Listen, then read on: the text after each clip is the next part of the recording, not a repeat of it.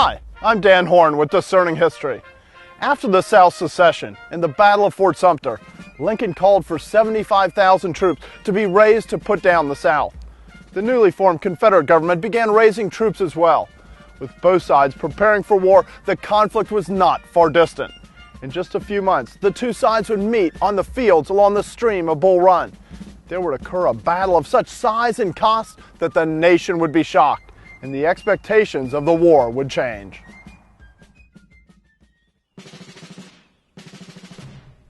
The commander of the United States Army was General Winfield Scott. Scott had been born in Virginia 75 years earlier, but in 1861, his loyalties were not to his native state. He'd been in the Army for over 45 years and had led the United States to victory in several wars. But he was long past his prime. He was 6 foot 5 inches tall, but so heavy that he could no longer ride a horse. It was upon this officer, along with President Lincoln, that the responsibility fell to prepare the United States for war. Lincoln and Scott worked to assemble an army. They were afraid that the South might make an attempt to capture Washington. The volunteer regiments were gathered from all over the United States and then moved by railroad to Washington, D.C. to be trained into an army to prosecute the war. The volunteers came enthusiastically, but organizing and training them would be a major undertaking. Although the United States had a small army before the war, they didn't use those troops for the new, greatly expanded volunteer army. Instead, they would leave most of the regular regiments where they were and create the new army from scratch. There were hundreds of aspects which need to be worked out to successfully prosecute the war. From training the troops, to keeping them supplied with tons of food a day, to creating prisoner of war camps, to expanding the Navy, all this had to be done as soon as possible so they could get an advantage on the Confederates. But the Confederates were not the only opposition the United States faced. The government also had to deal with opposition from within the loyal states. The state of Maryland was in many ways part of the South. The Mason-Dixon line was actually the northern border of Maryland, surveyed in the 1760s by Charles Mason and Jeremiah Dixon. The state was sharply divided between the Union and secession elements. The Yankee troops marching to Washington passed through Baltimore, a hotbed of secession fervor.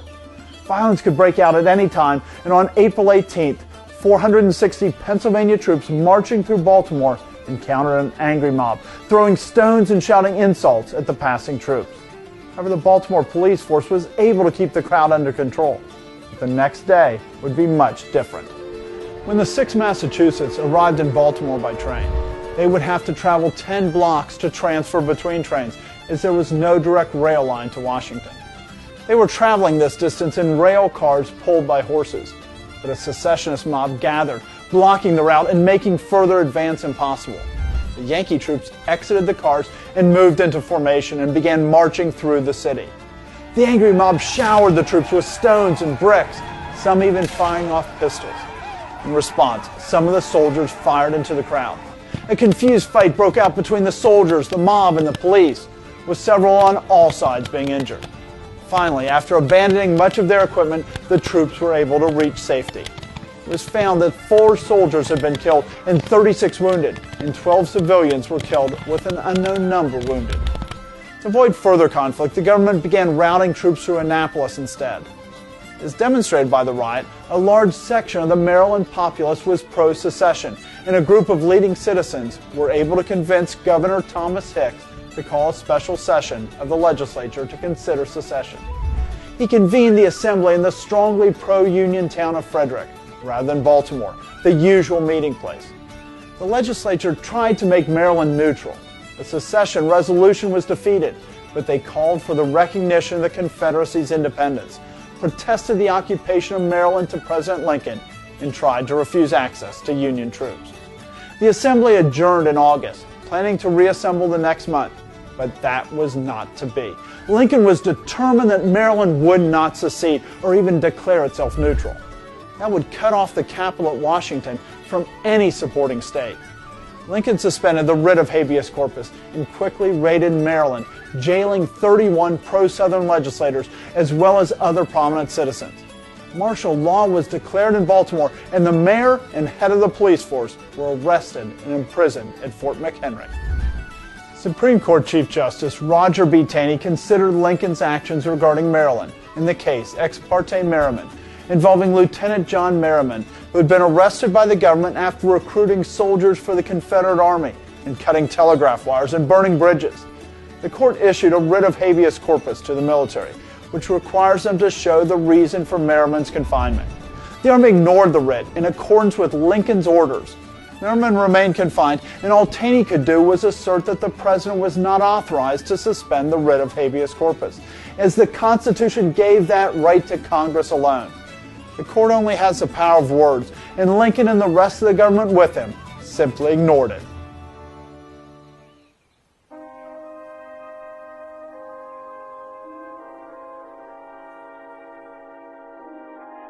The South was furiously raising an army as well. After John Brown's raid on Harpers Ferry in 1859, the states began to think of the possibility of a large-scale war against Northern abolitionists. Each state had a militia composed of all able-bodied men, but the states realized that their militia forces were in a very unorganized and undisciplined state and would not be able to put up a strong resistance against a Northern attack. Many states began reorganizations of the militia. Groups all over the South formed volunteer companies, training for the possibility of war. State legislatures allocated money to buy weapons to fill their arsenals. When the time of war came, these preparations would help in forming an army to defend themselves. As war threatened in early 1861, the people were enthusiastic at the prospect. That was the primary topic of conversation everywhere, and the men couldn't sign up fast enough. They were anxious to join the army to strike a blow to keep out the Northern invaders. Benjamin Palmer, a New Orleans theologian and orator, said in a farewell speech to the Washington Artillery, an elite Louisiana battery, "It is a war of defense against wicked and cruel aggression, a war of civilization against a ruthless barbarism, which would dishonor the Dark Ages, a war of religion against a blind and bloody fanaticism. It is a war for your homes and your firesides, for your wives and your children, for the land which the Lord has given us for a heritage. It is a war for the maintenance of the broadest principle for which a free people can content, for the right of self-government." The many Southerners who wanted to fight for their states joined local volunteer companies, some of which had their roots in the agitation after John Brown's raid. They adopted colorful names for their companies reflecting their region, such as the Dismal Swamp Rangers, the Camden Knights, or the Jefferson Sharpshooters. After organizing themselves into companies, they proceeded to elect officers by voting. This method sometimes produced good results, but sometimes did not. It made the process of appointing officers go quickly, as the men chose the man who they thought would be best fitted to the job. Sometimes men were chosen wisely, men who were good leaders or had training at one of the military colleges. But sometimes they picked men who had no redeeming qualities, other than being able to convince people to vote for them. One source of men with experience to train the new troops was the Southern military academies. Many of the states had military academies, like the federal government's at West Point. Virginia's was Virginia Military Institute in Lexington, Virginia. The cadets there, although they had not even graduated yet, were called upon to teach the new Virginian soldiers what they knew. The Institute received the order calling for the cadets on April 20th, 1861. Appointed to command the column was Major Thomas Jonathan Jackson. Jackson was born in Virginia and became an orphan at a young age, but was able to get an appointment to West Point. Through hard work, he did well there, and upon his graduation fought with distinction in the Mexican War as an artillery officer. In 1851, he accepted a position at VMI as a professor of natural and experimental philosophy and a professor of artillery. Jackson was a terrible teacher. He would memorize his lectures and recite them to his class. And when asked a question, he would simply recite again what he had already told them. Nonetheless, he was a good military officer and a very pious man, a deacon at the Presbyterian Church. The cadets thought him very eccentric, calling him Tom Fool. He displayed one of these eccentricities in the start of the march towards Richmond. He had been ordered to move out at 12:30 p.m., but the cadets were formed, heard a prayer, and were prepared to march a few minutes before the appointed time. Murmurs of complaint ran down the lines as they remained halted. But Jackson believed that orders were orders. He had been ordered to march at 12:30. He wouldn't move a minute early or a minute late. As the clock struck 12:30, Jackson and the cadets stepped off. They were headed off for a war that would change their lives in ways that they couldn't have imagined.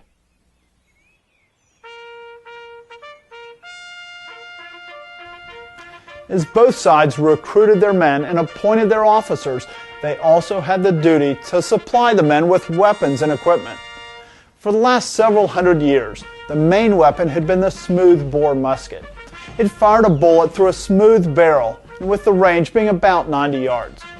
Rifles were used as well, but rarely. Rifles have grooving in the barrel to put a spin on the bullet, giving the weapon much greater range and accuracy. But they took much longer to load because the ball had to be pushed down through the grooves. However, in 1847, Claude Mini invented what was called the mini ball. It expanded when fired, which enabled the bullet to be just dropped down the rifle, and then when fired, the bullet would expand to fill the grooves so that it would spin. The invention of the mini ball allowed the accurate rifles to be loaded just as fast as the inaccurate smoothbores. With this important development, many American military officers predicted a rapid change in how wars would be fought. They expected battles to take place over much longer distances since the weapons had a much greater range. Surprisingly, this didn't occur in the scale many were expecting.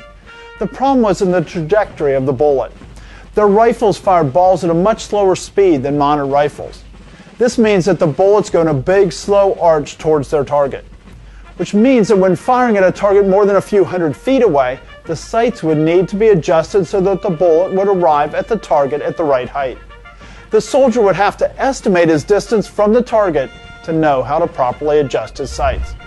While on a shooting range, this would seem easy. It's much harder in battle. An error of only 50 feet could mean missing the target completely. It took training for the men to be able to reliably hit a target in battle. In the Civil War, most men never touched their sights. The Union Army even stopped making rifles with adjustable sights because they were never used. For the average Civil War soldier, he might almost as well be using a smoothbore. The average combat range changed from 90 yards with smoothbores to 140 yards with the new rifles. This was an important change, although it was not as catastrophic as one might think. Today, many criticize Civil War tactics, saying that they were using modern long-range rifles while still marching in formations without camouflage. While their weapons had the capability to fire long ranges, the vast majority of men were never able to utilize that capability. There were some specialized groups of sharpshooters who sniped over long distances, but most men were not able to make full use of their weapons. When the war first began, both sides had bad shortages of equipment, but the problems were more acute and longer lasting in the South. The South had few factories, so they were unable to produce many things required to fight a full-scale war. They faced large gunpowder shortages, which would mean that they would be very limited in how many battles they could fight. When the units were first raised, there was a huge variety in equipment and uniforms. They were given supplies out of the state militia storehouses, or sometimes the community raised money for equipment. The uniforms came in all different colors, and sometimes the men had none at all. This would be very confusing on the battlefield. Attaining weapons was also a problem. Those who had weapons mostly received old smoothbores that had been in storage for many years, but many had no weapons at all. Some received their weapons for the first time as they were going into battle. Because of the gunpowder shortages, there was also little target practice, but many men knew how to use their weapons from hunting before the war. As the men were issued weapons, they continued to train for coming battles. Then as now, discipline was crucial in an effective fighting force. Men needed to be trained to obey orders mechanically without question, so their lives would be saved on the battlefield. Man's instinct is to run under fire, and they needed to be trained to stand firm in danger. Often the battles were not won by the most numerous or best equipped, but by those who were the most disciplined and were able to stand firm while their enemies fled. The officers were in charge of drilling the men, but many of them had no experience themselves. Some studied at night what they would teach their men the next day. One Southern cavalry captain expressed this in a letter to his wife. You can scarcely form an idea of the difficulties, responsibilities, and labors of a captain's position in times like these. To keep 60 or 70 raw, undisciplined troops in proper subjection, to instruct them, attend to all their wants, to gratify and deny them, to keep up their spirits, to punish and reward, and all the while retain their respect and regard is no easy task, I assure you. Lincoln and Scott formed two armies to use in the strategy to capture Richmond. Major General Robert Patterson commanded an army of 18,000, which was poised at the foot of the Shenandoah Valley. Patterson was a good friend of Scott's, who had been born in Ireland in 1792, but immigrated with his family at a young age. He entered the army during the War of 1812 and advanced to the rank of colonel. He was a major general in the Mexican War and was Scott's second in command in the capture of Mexico City. In 1861, Patterson was the only man available to Scott who had led large groups of men in battle, but only as a subordinate commander. Patterson was not prepared for independent command and demonstrated indecision, which showed that he was unqualified. Patterson was poised to attack the Shenandoah Valley because of its strategic importance. It remained very important throughout the Civil War. It was a route of invasion through which Southern forces could move, sheltered by the Blue Ridge Mountains, and cross the Potomac and continue to Washington, D.C. It was also called the breadbasket of the Confederacy because of the supplies it gave to feed the Confederate troops. The other Union army Scott formed contained 35,000 men under Brigadier General Irvin McDowell and was positioned around Washington, D.C. McDowell had been a soldier for many years. A graduate from West Point, he served with distinction in the Mexican War. He was on Winfield Scott's staff for many years and was his close friend. McDowell was not popular, having a horrible memory for names and sometimes losing his temper. He was also infamous for his eating habits, which one of his staff officers remembered. At dinner, he was such a gargantuan feeder and so absorbed in the dishes before him that he had but little time for conversation. While he drank neither wine nor spirits, he fairly gobbled the larger part of every dish within reach and wound up with an entire watermelon.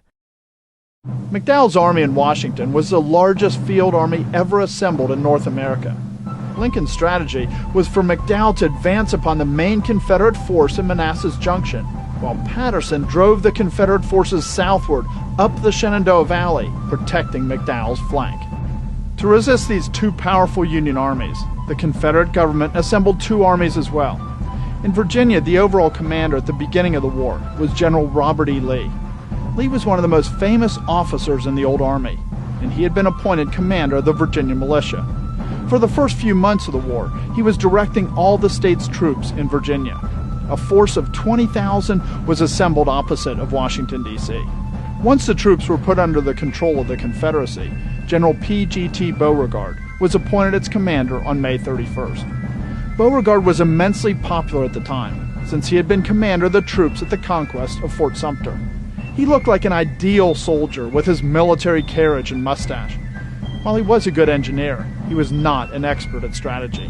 While he made up many bold and daring plans and proposed them to his superiors, they were all fundamentally flawed. He always required more troops, which the government usually didn't have available, and he did not plan well for contingencies. If the enemy didn't do exactly what he expected, everything would go wrong. He was melodramatic in his letters to his superiors and his addresses to the people. In leading the army outside of Washington, he worked hard to train reinforcements and keep the army functioning as he prepared to throw back a Union advance. He complained to the War Department on June 18th about his lack of supplies. We dare not make known the condition of the army. There are not percussion caps enough in our army for a serious skirmish. It will be obviated in a few weeks. And until then, I pray there may be no battle. But if the enemy advance, our brave men will give them the cold steel. We must win the first battle at all hazards and at any cost. And after that, how long after, we must win the last. The other Confederate army was at Harpers Ferry. It had been formed around a nucleus of troops under Colonel Thomas J. Jackson, the teacher from VMI. In April, he had taken command of the militia companies that had been moved into the town just after the Federals had abandoned it in flames. He turned the militia there into soldiers, and although he drilled them hard, they respected him. He taught them what it meant to be a soldier, to the annoyance of some. He considered a gun cloth, a blanket, a toothbrush, and 40 rounds of cartridges as the full equipment of a gentleman soldier. One of the problems that Jackson encountered with his men is that they were getting drunk off of whiskey they found in the town. So he ordered all the whiskey to be poured out into the river, but the men stood around and lowered buckets to catch as much as they could. In May, the government appointed a higher-ranking commander for the growing force in Harpers Ferry. It was Brigadier General Joseph E. Johnston.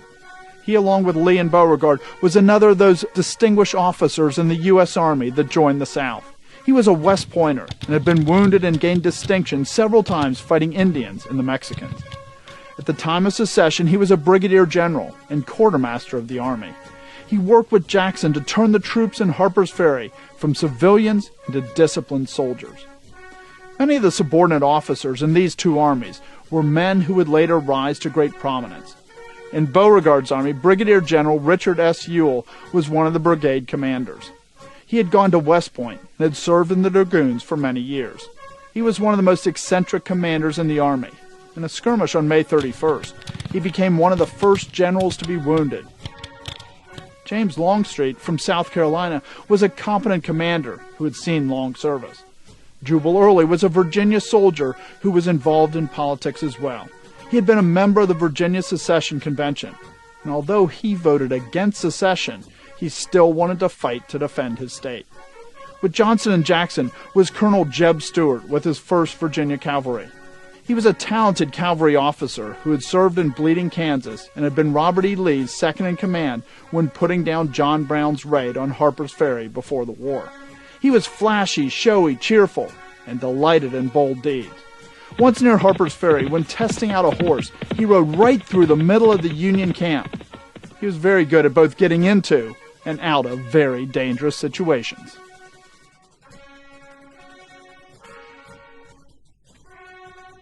This is Harpers Ferry at the foot of the Shenandoah Valley, where Johnston's army was in early June of 1861.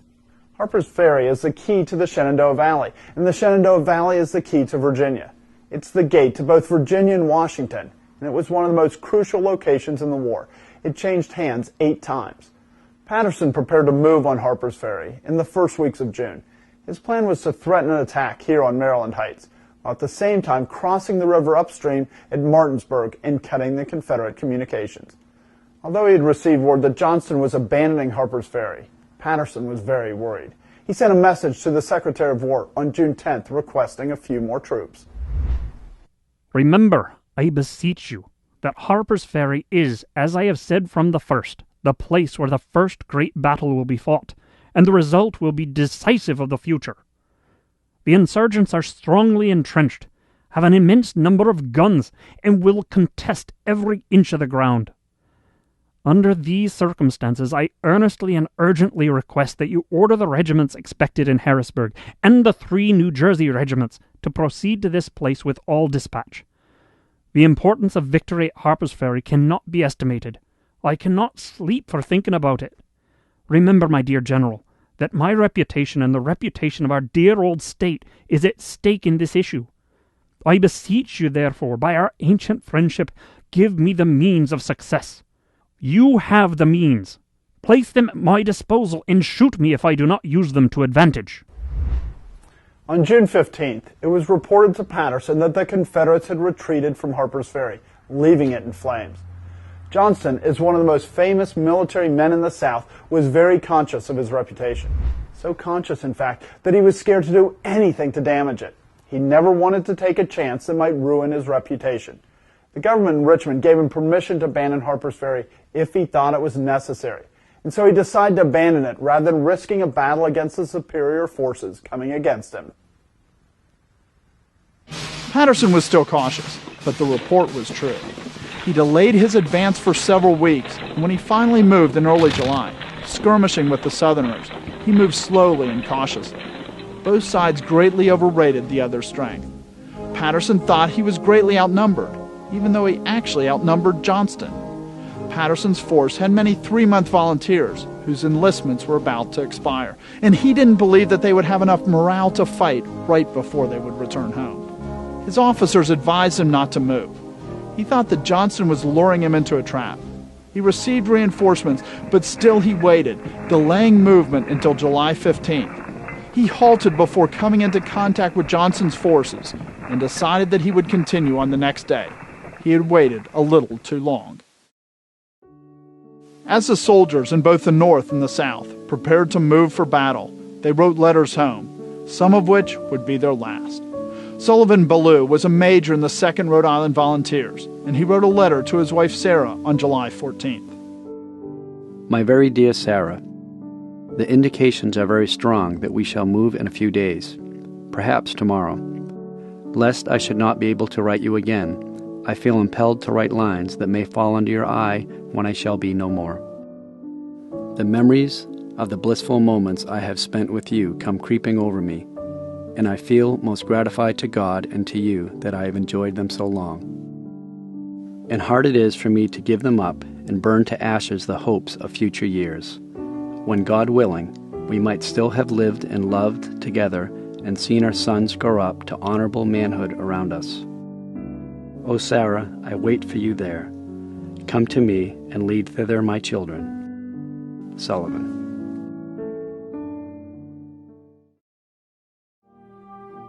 McDowell's army marched south on July 16th at 2 p.m. He didn't think his army was ready. He believed that they were too inexperienced to risk a battle. But when McDowell asked for more time, Lincoln refused. You are green, it is true, but they are green also. You are all green alike. Their inexperience was clearly demonstrated in their march south. The weather was hot and the Federal troops fell out of line at every stream to get water. They stopped to go berry picking. At small creeks, they held up the column for hours, taking off their shoes to keep them from getting wet. Moving large bodies of troops on narrow roads is always slow. A stop at one point in the line backs up everyone. Marches are virtually always hurrying and waiting, but with the inexperience of the green troops, the problem was even worse. They spent 2 days on a very short march. McDowell expected to be ambushed, so he intentionally moved slowly and cautiously. However, he encountered no serious resistance. He planned to converge on Fairfax Courthouse and capture a Confederate brigade there. When he arrived, he found that the brigade had fallen back unharmed. McDowell eventually encountered Beauregard's army forming up along the small creek of Bull Run. He was very anxious about what the results would be, but he decided to send one of his divisions, that of Tyler, forward the next day to reconnoiter the Confederates. One of the only men in America more worried than McDowell was Beauregard. He was desperate for reinforcements and sent message after message to Richmond requesting more men, even untrained militia, just anything to stand up to the advancing Northern army. However, the Confederates had a plan that would change the force proportions drastically. Since Patterson had moved slowly and had not pressed hard on Johnston, Johnson still had the ability to move. The plan was for Johnson to move quickly to join with Beauregard to attack McDowell. If Patterson had been more prompt in his movements, it would have been much more difficult for Johnson to disengage from Patterson's forces. This move was only possible because of the railroads. The Civil War was the first war to use railroads as a means to transport troops. It added a whole new dynamic to campaign strategy. Supplies and troops could be quickly moved from one point to another. Railroads and their depots became important strategic locations. Beauregard held Manassas Junction. Johnson's troops could move almost directly onto the battlefield. As they were arranging the maneuver, Beauregard suggested one of his characteristically grandiose plans. He wanted Johnson to rendezvous with him by attacking McDowell's rear. While this might sound good on paper, it was a terrible suggestion. Successfully coordinating two separate groups to attack a certain point at the same instant after having moved dozens of miles without being discovered by the enemy would have been nearly impossible. Thankfully for the Confederates, it was decided not to attempt it. Instead, Johnson's men would disembark at Manassas Junction. Early on the morning of July 18th, he got his orders for the movement from Richmond. He decided to try to sneak away without Patterson knowing.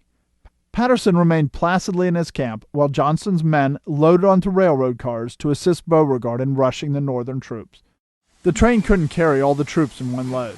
It took several trips to get all the men to Manassas. Also, there were logistical issues that left men sitting motionless in the trains for hours. When they finally had all of their men moved, the Confederacy had reached a significant milestone in military history. For the first time in the annals of war, they had used a railroad to concentrate their forces in the face of a superior enemy. Now the two sides were evenly matched. McDowell had 37,000 men, while Johnson and Beauregard had 35,000. The day before the battle, the Confederate camp was filled with tension and excitement. Everyone knew that a battle would soon be fought, and although they also knew that there would be deaths, almost everyone wanted to participate in the battle that would end the war. Beauregard issued one of his flamboyant proclamations on July 17th in order to build up the troops' morale for the coming fight. The general commanding the Army of the Potomac announces to his command that at length the enemy have advanced to subjugate a sovereign and impose upon a free people an odious government. Notwithstanding their numerical superiority, they can be repelled, and the general commanding relies confidently on his command to do it and to drive the invader back beyond his entrenched lines. But to achieve this, the highest order of coolness, individual intelligence, and obedience on the part of each officer and man are essential. Great reliance will be placed on the bayonet at the proper juncture. But above all, it is enjoined upon officers and men to withhold their fire until directed. The superior intelligence of the individual members of this command should in this respect compensate for the want of a veteran, long-trained soldiery. In firing, each man should take aim and never discharge his piece without a distinct object in full view. By July 18th, Beauregard had his entire army formed up along the Bull Run. His 6 brigades were placed over 6 miles, guarding the fords and the Stone Bridge. Ewell was on the right, with Jones, Longstreet, Bonham, and Cook placed at the various fords. Evans' small brigade was on the far left, covering the Stone Bridge.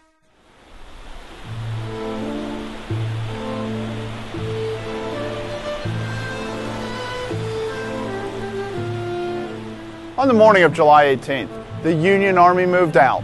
Tyler had been sent forward to feel out the Confederate position along Bull Run. It was hoped that Tyler would find Beauregard's flank, enabling the rest of the army to attack with their entire force. Tyler arrived with his men on this side of Blackburn's Ford, where I'm currently standing. On the Confederate side, he didn't see any troops other than a battery and a few pickets. However, Longstreet's brigade was there, just out of sight in some trees. Although he'd been ordered not to start a battle, Tyler decided to advance. He wanted the glory of capturing Manassas unaided by McDowell, for whom he had no affection. The Union artillery was brought into position, and a brief artillery duel ensued. The Louisiana unit, called the Washington Artillery, on the southern bank, had smoothbores and could not reach the Federal cannon. However, the Federal artillery had little effect on the rebel forces. As Tyler's skirmishers in front of the main body moved toward the ford, they were suddenly met with a terrific fire from the woods. Longstreet's concealed men had not been spotted and surprised the Federals with their volleys. We were in the thick of it a full 15 minutes, the balls humming like a beehive. I am sure I shall see nothing so close hereafter. It was a hot one. About an hour after the advance on the fort began, Tyler ordered the artillery to move in closer to the woods to attempt to throw Longstreet back. I ordered Captain Ayres to take a couple of his howitzers and go into that opening and throw some canister shot into the woods. The very moment he came into battery, it appeared to me that there were 5,000 muskets fired at once. It appears, by Beauregard's report, that he had 17 regiments in front there. They were evidently waiting for our infantry to get into the woods there. Ayres threw some 10 or 15 canister shot in among them, but was forced to come out, which he did very gallantly, with the loss of 1 man and 2 horses. Tyler had found out the position of the Confederate troops, and they were much stronger than he had thought. They should have pulled back, but it was too late. The 12th New York was already moving toward Bull Run. Moving down to the fort, they encountered a murderous fire. The regiment fell to the ground and attempted to respond to the hidden attackers. The fight continued this way for half an hour, until the New Yorkers finally broke and retreated. As the skirmish was winding down, Sherman's brigade arrived on the scene and encountered Confederate fire. One man of his command remembered the scene. We could see absolutely nothing of the enemy, the thick woods intervening between us and their position, but we could plainly hear the cheers on one side and the yells on the other, mingled with musketry fire and cannon shots. As the bullets flew, singing over our heads, and a shot and shell crashed through the treetops, cutting down branches and limbs which fell about us, the men ducked and dodged, and he who had a big or even a little tree behind which to shelter himself was looked upon with envy by those who considered themselves more exposed. Colonel Sherman, who rode slowly up and down the lines, noticing the men ducking every time a bullet or shell passed over, advised us to keep cool, adding that there was no use of ducking, for when we heard the sound of the bullets, all danger was past. Hardly had the words left his lips when a big shot or shell came crashing through the trees and but a few feet above him. Down went his head close to the pommel of the saddle, and when he raised it again, it was to confront a line of grinning faces. "Well, boys," said he, a broad smile softening his rather hard features, "you may dodge the big ones." What was called the Battle of Blackburn's Ford was soon over. Tyler had discovered the location and tested the strength of the Confederate forces. McDowell was upset with Tyler for having committed his men without permission. The casualties for this fight were 83 for the Union and 68 for the Confederacy. The most important effect of this battle was the impact on morale. The Northerners were discouraged by this rebuttal, and the Southerners were elated. It gave them confidence that they were superior to the Yankees. The Confederate officers recognized the importance of the battle. It went a long way towards winning the victory of the 21st, for it gave our troops confidence in themselves. This fight was preliminary to the approaching battle, and its result had a very inspiring effect upon our troops generally. It was subsequently ascertained that the force engaged on the part of the enemy was Tyler's division of McDowell's army, which had been sent to the front for the purpose of making a demonstration. Many Confederate privates thought that the war was over. They thought that with those casualties, it was a big battle, and they were disappointed that they would not see combat in the war. They would soon find out how wrong they were.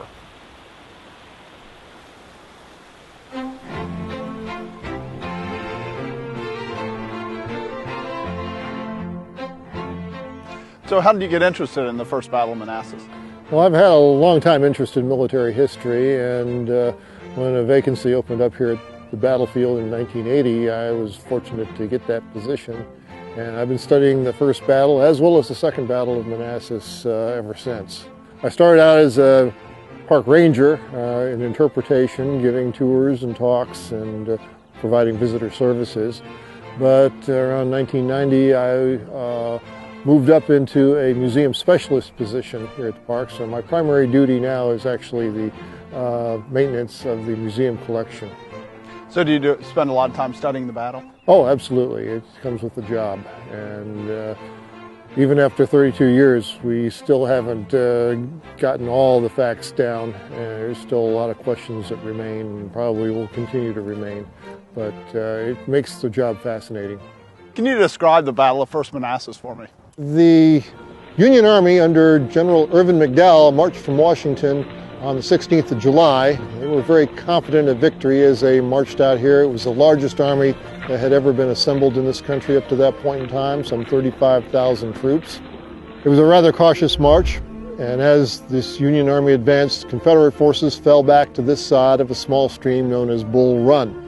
And this is where the Confederates under General P.G.T. Beauregard decided to draw their line and make their stand to defend the railroad junction at Manassas, some 5 miles to our south. So most of the troops that were engaged here, how long had they been in the Army at this point? Most of them had not been in the Army more than 3 months. When the war broke out, Abraham Lincoln called for 75,000 volunteers to put down the rebellion. Many of the troops that responded to Lincoln's call were militia troops that had been formed by the various states. Lincoln only had the authority to call out the state militias for 90 days. So that put a great deal of pressure on General Irvin McDowell to march his army into Virginia before the end of July, because by the end of July, most of these 90-day volunteers would pack up and go home. McDowell only had 1 battalion of regular infantry, career soldiers in the whole army. Was the Union expectation that the war would be over in 90 days?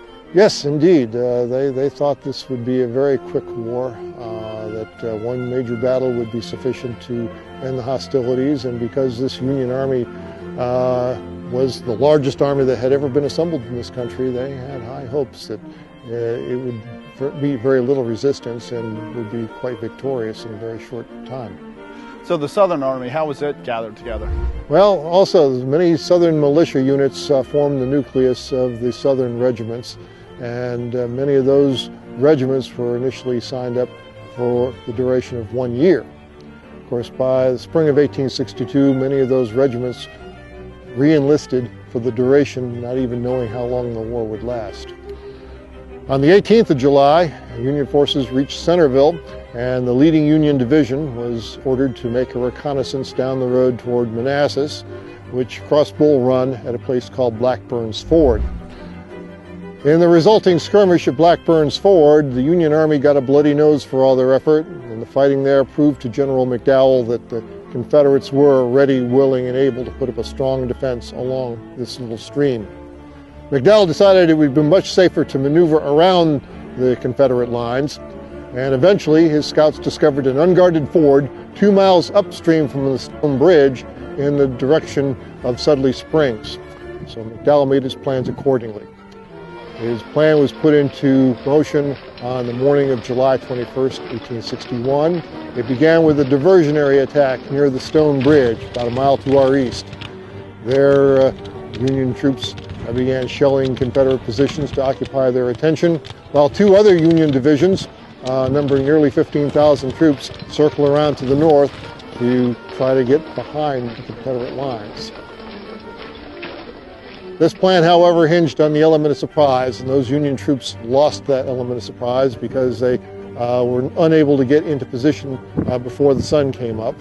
And the Confederates, detecting this movement, were able to warn the Confederates over near the Stone Bridge of the danger further off to the north, and the officer in command of the Confederate troops at Stone Bridge shifted most of his brigade to Matthews Hill across the valley to try to intercept this Union column.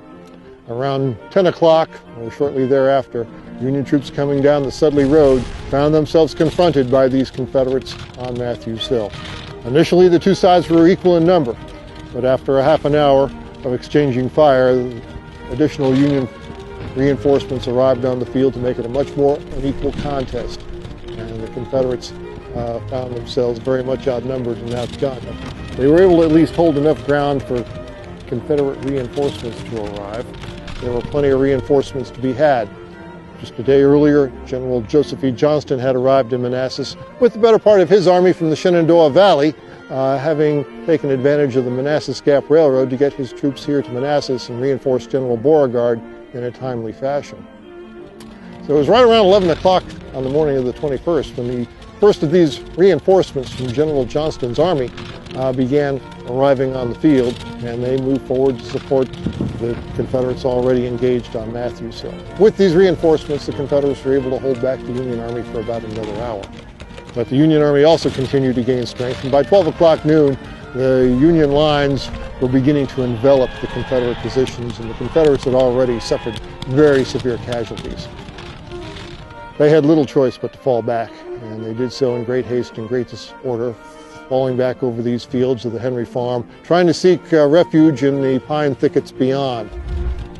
The enemy was already pressing with vigor my extreme left under General Evans at the Stone Bridge. I thus had suddenly, or on the spur of the moment, to change my whole plan of battle, with troops which had never yet fought and could scarcely maneuver. My heart for a moment failed me. I felt as though all was lost. I wished I had fallen in the Battle of the 18th, but I soon rallied, and I then solemnly pledged my life that I would that day conquer or die. So does this field look about like it looked at the time? Not at all. Now, there's been a lot of changes out here over the last 150 years. Of course, there was no visitor center on the crest of the hill as there is today. The Henry house right here looked vastly different at the time of the battle. The original house where Mrs. Judith Henry was killed during the course of the battle was a much smaller frame cabin, and it was shot up pretty heavily during the course of the battle, and it did not survive the following winter. And so the surviving members of the Henry family came back after the war to rebuild, but they decided to build a bigger and better house on the same site, and that's what's here today.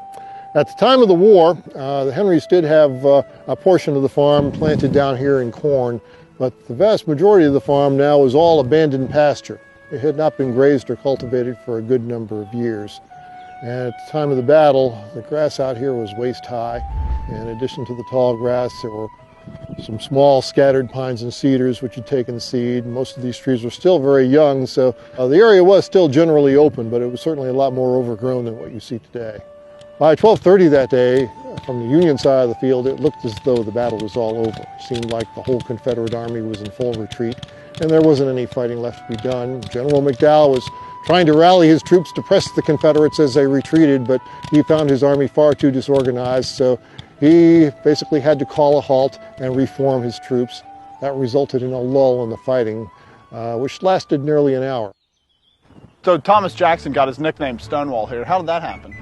Well, there are different versions to the story, but the traditional version is Jackson began arriving on Henry Hill around 12 o'clock noon with his brigade of 5 Virginia regiments. His troops would take at least an hour and a half to all get up into position. But General Jackson had found an ideal position to deploy these troops on the reverse slope of the hill and began forming a new line of battle, just as the Confederate lines on Matthews Hill were collapsing. General Barnard Bee of South Carolina came riding in this direction, saw Jackson forming his line, and rode up to Jackson to report the situation. General Jackson responded, "Very well, we'll meet the enemy here and give them the bayonet." Whereupon General Bee rode off toward the Robinson farm to try to find what was left of his scattered command.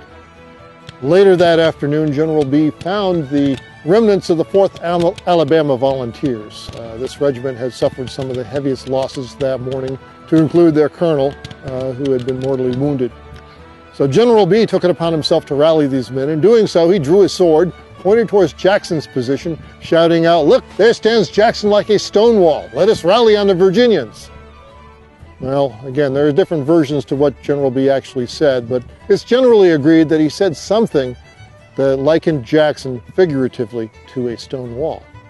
And in so doing, he created a living legend. Stonewall Jackson would be celebrated throughout the South in just a very short time. What was the rebel yell like? All I can tell you is it had a rather unnerving impact on the opposing Union forces.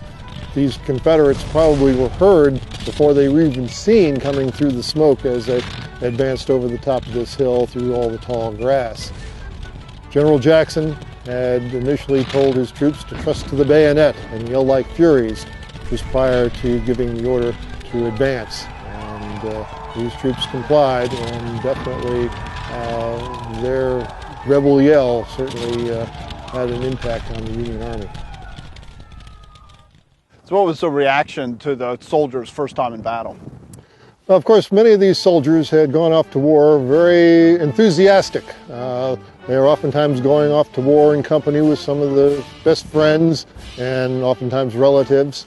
And so it was almost like a festive occasion for many of them. They oftentimes thought this would be a great adventure, and might even be an opportunity to win some honor and glory and become home heroes in just a few short months. But they found military life to be a little bit less glamorous than they had anticipated, with all the continuous drill that went on. And even before the bullets started flying, many began suffering from the effects of disease. And so a lot of the regiments that eventually made it here to battle were much depleted in numbers because of losses from disease. But the soldiers started having second thoughts about how glorious military life was as the battle approached. We know there was at least one Confederate who actually deliberately shot himself in the foot in order to get out of fighting in the battle in the night before the battle began. I'm sure others became a little bit less enthusiastic as they marched into battle. And certainly they got a very rude awakening here.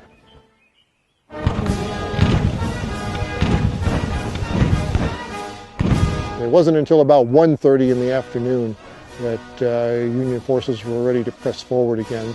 And at that time, 2 Union batteries were ordered forward here to Henry Hill in pursuit of what they thought was an already defeated enemy. But once on top of this hill, these Union batteries got a very rude reception. There was a line of Confederate artillery no more than 300 yards away on the other side of the hill, and those Confederate guns quickly got the range and made things very uncomfortable for the Union batteries.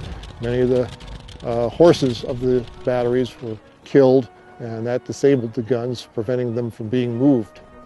It was a good half hour before the 1st Union Infantry would find their way up this hill to offer some support to these Union guns.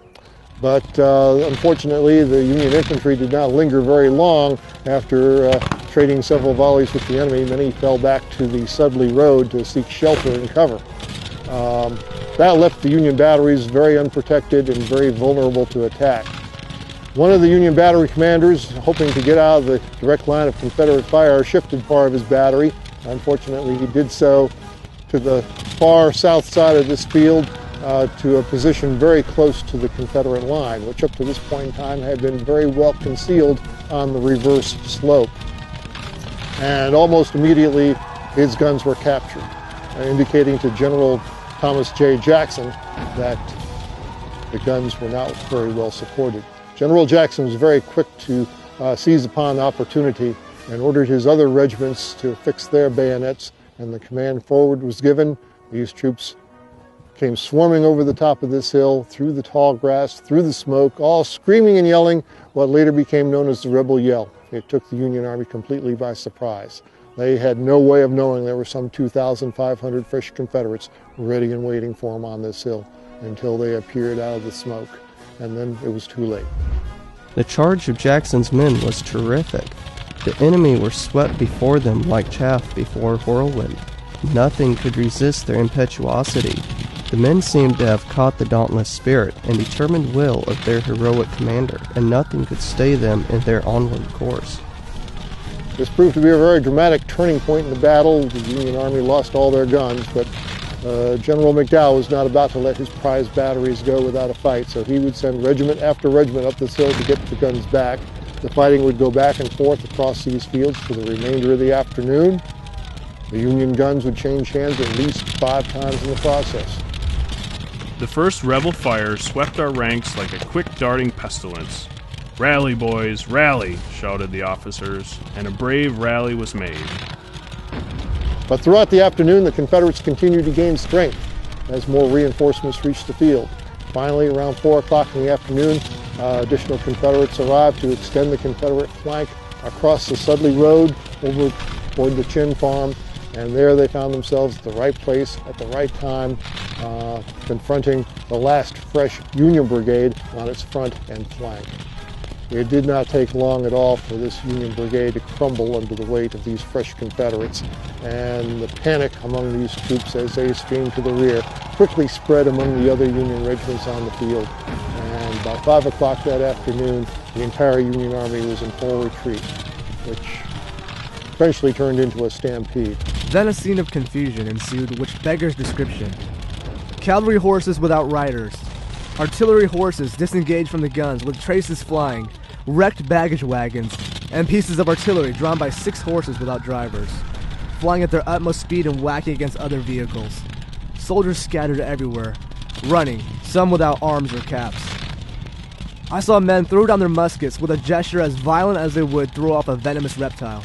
The rush produced more noise than a hurricane at sea. It was at this time that the enemy's reinforcements came to his aid from the railroad trains, understood to have just arrived from the valley with the residue of Johnson's army.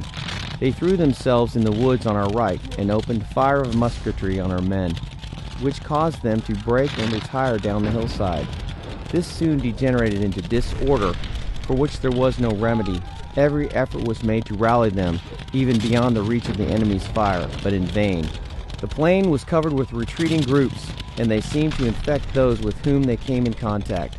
The retreat soon became a rout, and this soon degenerated still further into a panic.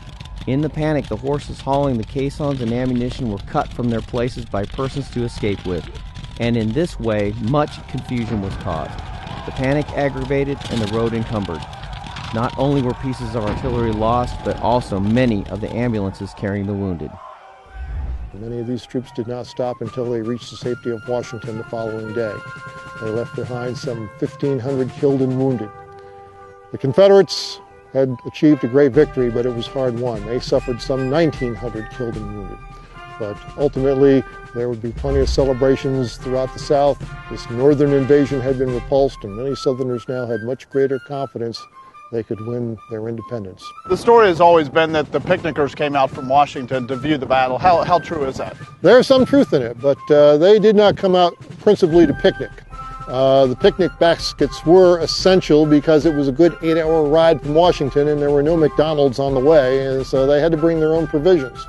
And most of these civilians, contrary to what you might have seen in various Hollywood representations of this battle, did not get that close to the actual fighting. The vast majority of them for some 5 miles off to the east on Centerville Heights, well out of harm's way. Of course, from Centerville, they really couldn't see much of the fighting. All they could really see was smoke rising above the treetops in this direction. They could hear plenty of noise coming from the battlefield, but they really could not tell who was winning or losing, other than the reports that were filtering back through the lines, and much of that information was well over an hour old by the time it reached Centerville.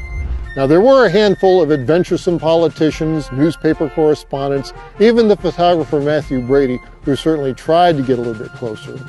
We know 1 or 2 civilians actually got on the battlefield. Governor Sprague of Rhode Island was actually on the battlefield over there on Matthews Hill. He had a couple of horses shot out from under him during the course of the morning. But most of these civilians were, again, not even on the battlefield proper. The soldiers probably didn't want to be here, so the civilians probably wouldn't have wanted it too much either. Even if they had gotten up here in the midst of the fighting on Henry Hill that afternoon, chances are these civilians would not have understood any better what was going on out here. It was such a confusing battle. Among the civilians who had followed the Union Army out from Washington was Congressman Alfred Ely of Rochester, New York.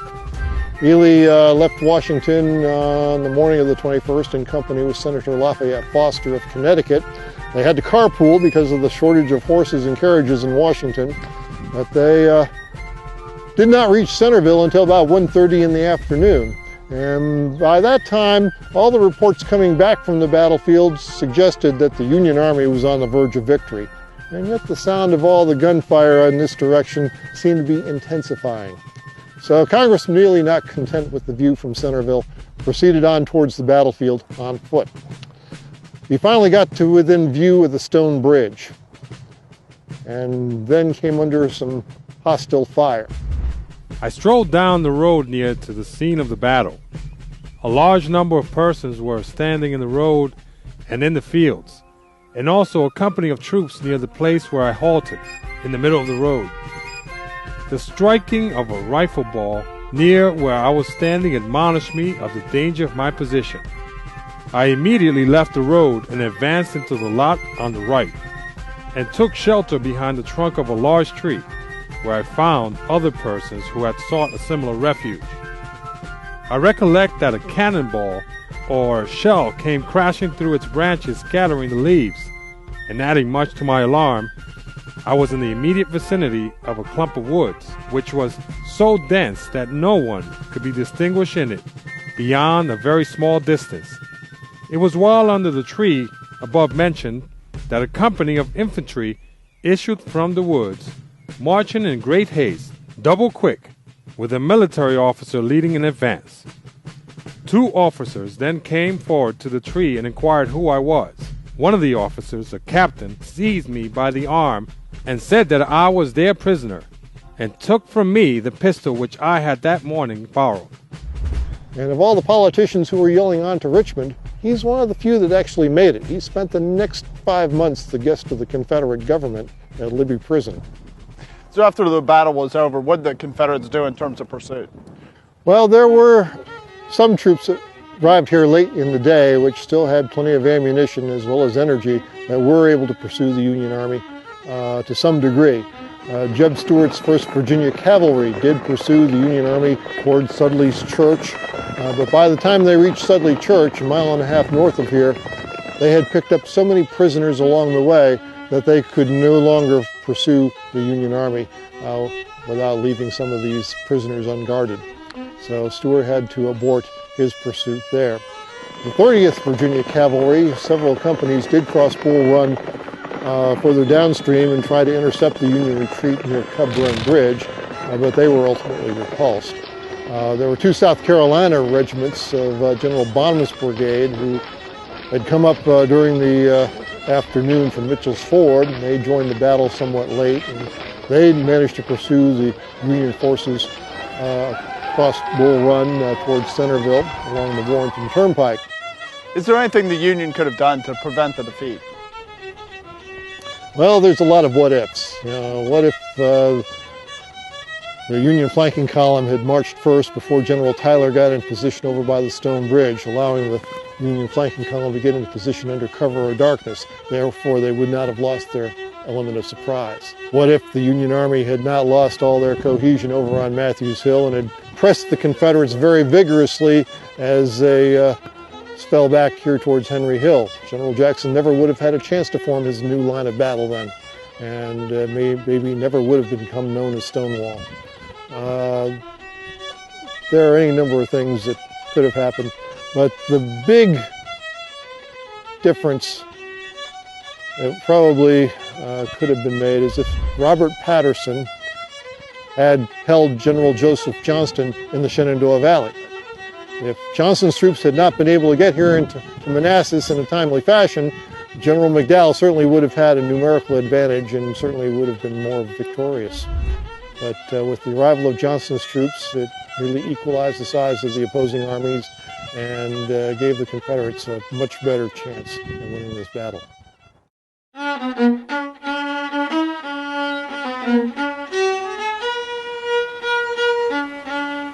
Jefferson Davis was very anxious in Richmond. He couldn't stand waiting while the battle was going on, so he traveled north to the battlefield. He arrived as it was ending and rejoiced in the Confederate success. He sent a message to Richmond reporting on the victory. Night has closed upon a hard-fought field. Our forces have won a glorious victory. The enemy was routed and fled precipitately, abandoning a very large amount of arms, munitions, knapsacks, and baggage.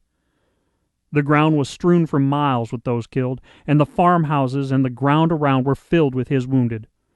The pursuit was continued along several routes toward Leesville and Centerville until darkness covered the fugitives. We have captured several field batteries and regimental standards and one U.S. flag. Many prisoners have been taken.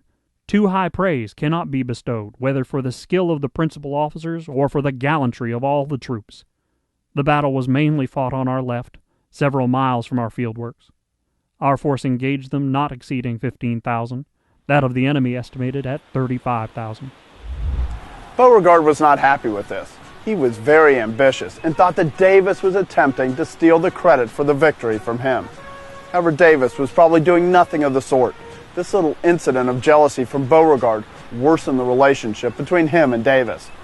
There was little pursuit by the Confederates after their victory. The day of the battle, they were stopped by false reports of a Union advance. The next day it rained, and with the roads turning to mud pits, the Confederates launched no further pursuit. They were tired and disorganized from the hard marching and fighting, so the Federal Army safely made its escape. The Confederate casualties were heavy. They had lost around 2,000 men out of the 17,000 who were involved in the fighting. The Federals lost about 3,000, over 1,000 of whom were captured. The battle was not really won by the Confederate Army commanders. They had been beaten to the punch by McDowell's flanking movement, and it was the brigade commanders that stove off disaster. Evans, Jackson, and Bee had found their own position. They won because they stumbled upon good positions, recognized them, and their men fought hard to hold them. Beauregard got much of the glory from the battle, although he did little to control its outcome. All he did was react to the Federal movement and ride along his lines, leading charges and accepting cheers. Johnston had a greater influence on the battle from behind, but Beauregard appealed to the public, so he received all of the praise. This often happens today. Those who are popular are not always the one that actually got things done. The real workers are often behind the scenes. The North blamed their defeat simply upon the greenness of their troops. Bull Run battle was lost by us not from want of combination, strategy, or tactics, but because our army was green as grass. The rebel army was little, if any, better, and the attacking force was sure to be beaten, unless its antagonist ran off. It was one of the best planned battles of the war, but one of the worst fought. Our men had been told so often at home that all they had to do was to make a bold appearance, and the rebels would run. And nearly all of us for the first time then heard the sound of cannon and muskets in anger, and saw the bloody scenes common to all battles with which we were soon to be familiar. Important to the South's victory was Patterson's failure to hold Johnston in the Shenandoah Valley. His mistakes allowed Johnston to escape to attack McDowell, leaving him holding the bay. For this failure, Patterson was removed from the army very quickly. McDowell came up with a decent plan, but relied too much on his raw troops, ending in his defeat. The Southern victory at Manassas, or Bull Run as it was called in the North, was pivotal. The South had proved victorious in the first battle of the war. They had been given their heroes such as Stonewall Jackson. They gained a sense of superiority, a belief that there was no way the North could stand up to them. This would serve them well in coming battles, where victory came down to which side would stand up and suffer casualties the longest, believing the enemy could not defeat them. They believed their lifestyle of active outdoor lives had prepared them for war, while the Northern mechanics and shopkeepers would be unable to persevere through the hardships. The Southern people believed the war was as good as won. They and their politicians thought that the war would be short, quick, and bloodless. After Manassas, they had fought one battle, routed the Yankees, so they thought that they would live happily unmolested in their independence. However, that was not to be. Lincoln and the North were not content to turn from their idea of preserving the Union by one defeat. They simply began a new army, while for the next 7 months, Beauregard and Johnston remained mostly idle in Northern Virginia. Politicians on both sides had said, as they usually do, that the war would be short and with few casualties. After this battle, it quickly became clear that it would require far more suffering and bloodshed to restore peace.